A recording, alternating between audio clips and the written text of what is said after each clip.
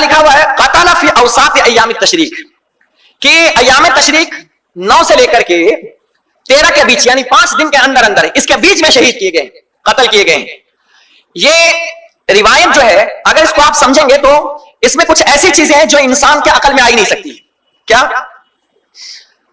وہ یہ حضرت عثمان غنی رضی اللہ عنہ کی شہادت ایام تشریق میں کیسے ہو سکتی ہے جبکہ رسول اللہ صلی اللہ علیہ وسلم نے حضرت عثمان غنی کی شہادت کے بارے میں خواب میں دکھایا حضرت عثمان کو. کیا وہ روایت کے الفاظ یہ ہے ان امیر المؤمنین عثمان بن عفان رضی اللہ تعالی عنہ رأى النبي صلی اللہ علیہ وسلم لیلۃ استشہد وهو يقول له افطر عندنا لیلہ. اب یہ جملہ سنیے کیا ہے کہ امیر المومنین حضرت عثمان بن عفان رضی اللہ عنہ نے نبی پاک صلی اللہ علیہ وسلم کو خواب میں دیکھا, خواب میں زیارت ہوئی تو حضور صلی اللہ علیہ وسلم نے حضرت عثمان سے فرمایا وہ یقول له حضور فرما رہے ہیں افطر علینا افطر عندنا لیلہ کہ اے عثمان آج افطار ہمارے ساتھ کرنا.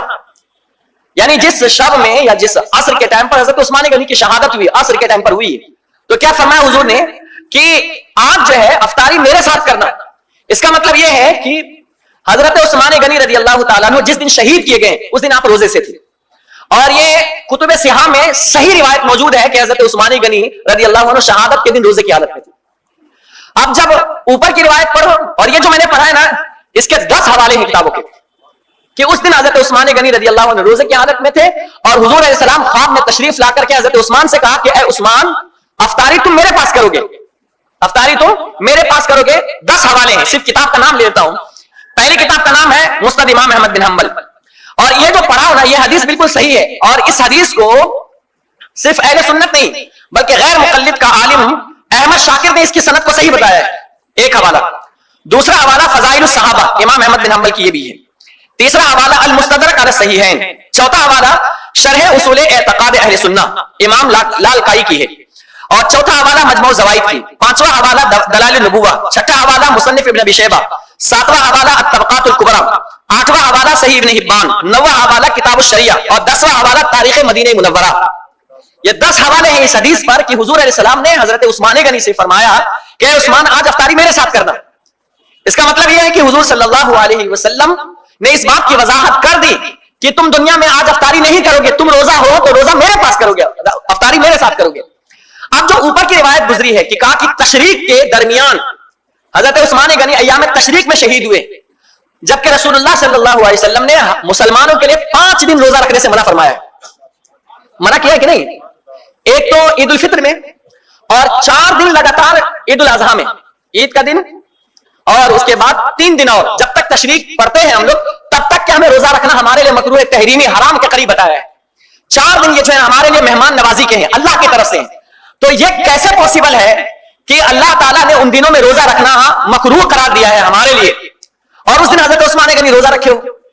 اس کا مطلب یہ ہے کہ الفاظ جو بیان کیے گئے ہیں وہ کہیں نہ کہیں گڑبڑ ہوئی ہے. سمجھ رہے ہیں بات؟ کہیں نہ کہیں گڑبڑ. اگر کوئی یہ روایت پیش کرتا ہے فی ایام تشریق کہ ایام 12 ذی الحجہ کو اگر حضرت عثمان غنی شہید ہوئے, آپ ان سے یہ پوچھیے کہ اس دن حضرت عثمان غنی روزہ تھے یا نہیں. اگر وہ انکار کرتا ہے تو آپ یہ حدیث پیش کریے جو میں ابھی پڑھا ہوں ان امیر المؤمنین عثمان بن عفان رضی اللہ عنہ رأى النبی صلی اللہ علیہ وسلم لیلۃ استشہد وهو یقول افطر عندنا اللیلہ کہ حضرت عثمان بن عفان رضی اللہ تعالیٰ عنہ کہتے ہیں کہ میں نے رسول اللہ صلی اللہ علیہ وسلم کو خواب میں دیکھا اور حضور مجھ سے کہہ رہے تھے کہ اے عثمان آج میرے یہاں تم افطاری کرنا. یہ حدیث جب صحیح ہے تو آپ کی بات مانو یا رسول اللہ کی بات مانو؟ بات سمجھ گئے؟ اور ایام تشریق میں روزہ رکھنا منع ہے. اس پر بھی آپ کو صحیح بخاری سے آپ کو حوالہ دے دیتا ہوں اور ایک جگہ نہیں ہے, صحیح بخاری میں تقریباً 4 جگہ پر منع کیا گیا ہے کہ ایام تشریق میں روزہ نہیں ہے. جیسے حدیث نمبر ہے 1991, دوسری حدیث ہے 1992, تیسری حدیث ہے 1995 اور چوتھی حدیث ہے 1997. 4 حدیث ایسی ایسی بخاری کے اندر کہ ان ایام تشریق میں ان دنوں میں روزہ رکھنا ہمارے لیے منع ہے اور علماء نے فرمایا کہ ان ایام میں روزہ رکھنا مکروہ تحریمی ہے, حرام کے قریب ہے. اور یہی حدیث روزہ رکھنے کی ممانعت پر صحیح مسلم میں بھی ہے 2674, 2673 اور 827. یہی حدیث سنن ابو داؤد میں ہے, حدیث نمبر ہے 2418 तिरमिजी शरीफ में 772, इब्ने माजा शरीफ में है 1721। ये 4-5 हवाले, सही बुखारी, सही मुस्लिम, अबू दाऊद, तिरमिजी और इब्ने माजा, 5 सियाह का हवाला दे रहा हूं आपको कि इन अय्याम में रोजा रखना रसूलुल्लाह ने मना फरमाया है। तो ये कैसे पॉसिबल है कि हजरत उस्मान गनी रजी अल्लाह ताला अन्हो जिन अय्याम में रसूलुल्लाह ने रोजा रखने से मना फरमाया हो और हजरत उस्मान रोजा रखे हो, जबकि उनके पास, तोली राफजी के पास वो हवाले के अलावा कुछ भी नहीं है उनके पास। बात समझ में आई आपको? तो इससे पता यह चलता है कि हजरत उस्मान गनी रजी अल्लाह अन्हु की शहादत 12 ज़ुल्हिज्जा को नहीं हुई है। तो इससे पता यह चलता है कि हजरत उस्मान गनी रजी अल्लाह अन्हु की शहादत 12 ज़ुल्हिज्जा को नहीं हुई है। हजरत उस्मान गनी की शहादत 18 को हुई है। ठीक है, इसको आप ज़हन में बिठा लीजिए। और इस पर जो 18 को ही है, ये सिर्फ हम नहीं कहते हैं, आपको मैं सिर्फ वक्त उतना नहीं कि उस पर मैं तफसील गुफ्तगू करूं, सिर्फ आपको हवाले दे देता हूं। लोग कहते हैं कि 18 का एक हवाला दे दो, 18 को शहीद हुए, 18 को शहीद हुए, 12 को हम हवाला दे देंगे। तो मैं उनसे बताता हूं कि हमारे पास भी हवाले हैं, और आप जो 12 की पेश करते हैं वो सीरत से बात ही नहीं है, क्योंकि वो दिरायत के खिलाफ। एक चीज ये याद रखिए, एक कायदा कुलिया है, कोई भी रसूलुल्लाह सल्लल्लाहु अलैहि वसल्लम की हदीस अक्ले सलीम के खिलाफ नहीं जा सकती, क्योंकि हमारा इस्लाम अक्ले सलीम के बरक्स हो ही नहीं सकता है। कुरान अल्लाह ने उतारा है तो कुरान अरबी में उतारा है, क्योंकि जब उतारा गया है तो वहां रहने वाले जो लोग थे वो अरब के थे। उसमें भी, अरब में भी कई कबीले थे, अरबी में भी 7 ज़बानें थी। आप क़िरात सबा नाम सुने होंगे, अलग अलग आप पढ़ते सुनते होंगे यूट्यूब पर। वद्दुहा कोई पढ़ता है, वद्दुहै कोई पढ़े वद्दुहै, तो ये सब अरबी क़िरातें हैं। तो अरबी में भी 7 हरफों पर कुरान नाजिल हुआ था। वजह क्या थी कि जब इंसान जो है ना, उसकी जबान में अगर आप गुफ्तगू करेंगे ना, उसकी जबान में, तो उसको बात सही से समझ में आएगी, और अगर दूसरी जबान में आप बात करेंगे तो उसको बात समझ में नहीं आएगी। आप अमेरिका चले जाए, कनाडा चले जाए, लंदन चले जाए, और फसी उर्दू में आप उनके सामने गुफ्तगू करें, उनको क्या समझ में आएगा? कुछ समझ में नहीं आएगा। आप बैठे हैं, हम सब कामकाज वाले लोग हैं, यहां कोई आकर के फसी इंग्लिश में गुफ्तगू शुरू कर दे तो आप सिवाय सर हिलाने के और आप कुछ नहीं कर सकते। हाँ, जिनको मालूम है, जिनको इंग्लिश आती है, सुभान अल्लाह, बाकी लोग क्या करेंगे? वो चुप बैठे हुए रहते हैं। हाँ, बस गुफ्तगू चल रही है, वो इंग्लिश में बोल रहे हैं। इसका मतलब यह है कि जो भी गुफ्तगू होती है वो इंसान के अक्ल के मुआफिक आती है। तो अरबी का एक कायदा है कि कोई भी कुरान की आयत या कोई भी रसूलुल्लाह की हदीस, कोई भी, वो अक्ल सलीम के खिलाफ कभी आ ही नहीं सकती। अल्लाह जब भी गुफ्तगू फरमाता है या रसूल पाक जब भी गुफ्तगू करते हैं, वो इंसान के अक्ल के मुआफिक ही गुफ्तगू फरमाते हैं। और हम उलमा को भी हुक्म यह दिया गया है, कल्लिमुन नास अला क़द्रि वुक़ूलिहिम, लोगों से तुम गुफ्तगू करो तो उनके अक्ल के मुताबिक करो। आप आवाम की महफिल में बैठे हुए हैं तो आप फसाहत और बलागत मत झाड़िए, बल्कि उनके सामने सादा सा अल्फाज पेश करिए, आम लफ्ज में उनको समझाने की कोशिश कीजिए, आम मसले बताने की कोशिश कीजिए।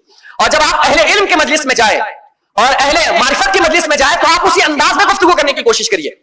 जैसे आज बास खतीब, जोला खतीब ये गलती कर जाते हैं, तसव्वुफ की बातें जो हमारे जहन में कभी कभी नहीं आती है, वो तसव्वुफ की बातें हम जोला के और आवाम की महफिल में करना शुरू कर देते हैं। और उसका नुकसान ये होता है, जो वहाबी है, गैर मुकल्लिद है, दीगर हजरात लोग हैं, वो कहना शुरू कर देते कि यह कैसे पॉसिबल है, यह कैसे पॉसिबल है। तो गलती उस इनकार करने वाले की नहीं है, गलती उस शख्स की है कि उसने जो गुफ्तगू की है वो ऐसे लोगों के दरमियान की है जहां उसको करनी ही नहीं चाहिए थी। क्योंकि वो महफिल जो है वो अहले मारिफत की नहीं है, वो महफिल अहले कश्फ की नहीं है, वो महफिल अहले कद्र की नहीं है, वो महफिल जो है पढ़े लिखों की नहीं है, वो बर्दाश्त नहीं कर सकते हैं, वो मुतामिल इन चीजों के है ही नहीं। हजरत अबू हुरैरा रज़ी अल्लाह अन्हु ने फरमाया, मैंने रसूलुल्लाह सल्लल्लाहु अलैहि वसल्लम से 2 तरह का इल्म लिया हुआ है, एक तो मैंने लोगों के सामने बयान कर दिया, और अगर मैं दूसरा लोगों के सामने बयान कर दूं तो मेरी गर्दन उड़ा दी जाएगी। ये हजरत अबू हुरैरा बयान कर रहे हैं, मेरी गर्दन उड़ा। इसका मतलब यह है हर बात, हर हदीस, हर गुफ्तगू हर एक के सामने नहीं की जानी चाहिए। बात आपको समझ में आ रही है? हर एक की महफिल, जो जैसी महफिल हो आप वैसी महफिल में वैसी गुफ्तगू करें।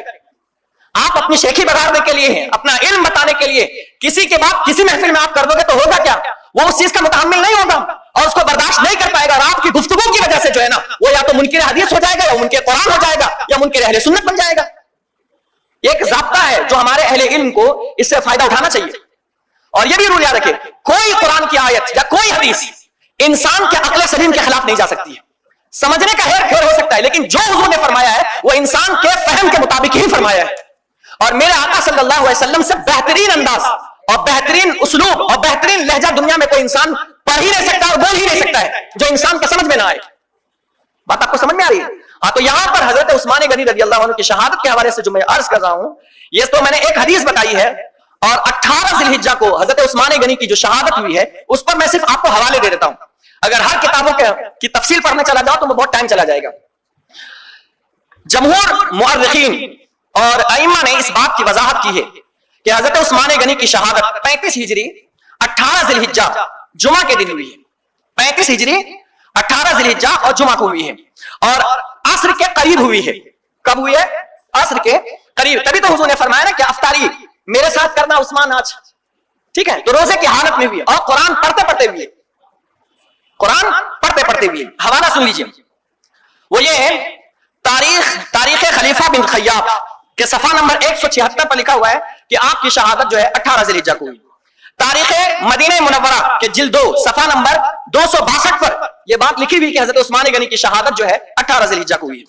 تاریخ ابو زرع کے صفحہ نمبر 41 پر یہ بات لکھی ہوئی کہ حضرت عثمان غنی کی شہادت جو ہے 18 کو ہوئی. صرف نام سن لیجیے. یہ تین ہو گیا تاریخ ابو زرع. چوتھا حوالہ تاریخ الاوسط, اور یہ تاریخ الاوسط کسی اور کی نہیں ہے بلکہ امام بخاری رضی اللہ عنہ کی ہے. تاریخ الاوسط, اس میں بھی انہوں نے اس بات کی وضاحت کی حضرت عثمان غنی کی شہادت جو ہے وہ 12 کو نہیں ہے بلکہ 18 کو ہے. اس کے علاوہ الطبقات الکبریٰ کے جلد 3 صفحہ نمبر 22 پر بھی یہ لکھا ہوا ہے کہ 18 کو ہے. اس کے بعد تاریخ طبری جلد 2 صفحہ نمبر 689 پر لکھا ہوا ہے, بلکہ امام طبری نے تو یہاں تک لکھ دیا ہے کہ یہ جمہور کا قول ہے.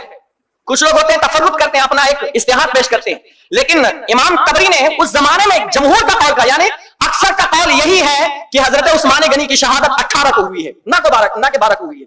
یہ تاریخ طبری میں لکھا ہوا ہے. سیر و اعلام النبلاء امام ذہبی کی ہے. امام اہل سنت کے بہت دقیق عالم گزرے ہیں, اور جرح و تعدیل میں ایک آپ کا بڑا نام ہے. آپ جرح و تعدیل میں جس کے بارے میں قلم چلا دیتے ہیں تو آپ کا کہا ہوا, آپ کا جملہ علماء جو ہے اس کو دلیل کے طور پر, سند کے طور پر پیش کرتے ہیں کہ انہوں نے, علامہ ذہبی نے اس کو ضعیف کہا تو لوگ ضعیف مانتے ہیں, اس کو ثقہ کہا تو ثقہ مانتے ہیں, اس کو فلاں کہا, ان کے اندر یہ خرابی بتائی تو ہم لوگ قابل دلیل ان کی بات مانتے ہیں. انہوں نے بھی اس بات کی وضاحت کی ہے کہ حضرت عثمان غنی کی شہادت جو ہے وہ 12 کو نہیں ہوئی ہے بلکہ 18 کو ہوئی ہے. حافظ ابن حجر اسقلانی خاتم المحدثین, ایک بڑا نام ہے حافظ ابن حجر اسقلانی کا, انہوں نے بھی الاصابہ فی تمیز الصحابہ کے اندر آپ نے لکھا کہ عصر کی نماز کے بعد 18 ذی الحجہ کو حضرت عثمان غنی کی شہادت ہوئی. پھر آگے لکھتے ہیں یہ صحیح ہے اور مشہور ہے. آپ نے کیا لکھا؟ یہ صحیح ہے اور مشہور ہے. حافظ ابن حجر یہ دگت علماء ہیں جو اپنی آرا بھی رکھ رہے ہیں اور جمہور کا قول بھی پیش کر رہے ہیں. اور نواں حوالہ پھر تذکرۃ الحفاظ میں امام ذہبی نے پھر لکھا کہ حافظ ابن کثیر نے اپنی کتاب البدایہ والنہایہ کے اندر لکھتے ہیں مشہور قول حضرت عثمان غنی کی شہادت کا 18 ذی الحجہ ہے. ابن کثیر نے بھی یہ بات لکھی ہے جس کو ہم اہل سنت تو مانتے ہی ہیں, غیر مقلدین اور زیادہ مانتے ہیں. 18 ذی الحجہ کو لکھتے ہیں, اور مزید لکھتے ہیں صحیح اور مشہور قول کے مطابق حضرت عثمان غنی کی شہادت 18 ذی الحجہ کو ہے. تو ان حوالہ جات سے بات سمجھ میں آتی ہے کہ حضرت عثمان غنی کی شہادت 12 کو نہیں ہے بلکہ 18 کو ہے. یہ جو فرقہ ہے نا, یہ لوگ جو ہے کرتے کیا ہے, یہ مولائیت والے اپنے آپ کو مولائیت کہتے ہیں, وہ اصل میں عید غدیر کو پروموٹ کرنے کے لیے حضرت عثمان غنی کی شہادت کو وہاں سے ہٹانا چاہتے ہیں. حضرت ابو بکر صدیق کی شہادت جس دن ہے, آپ کا وصال جس دن ہے, اس دن سیدہ کائنات کی کوئی تاریخ لے آتے ہیں.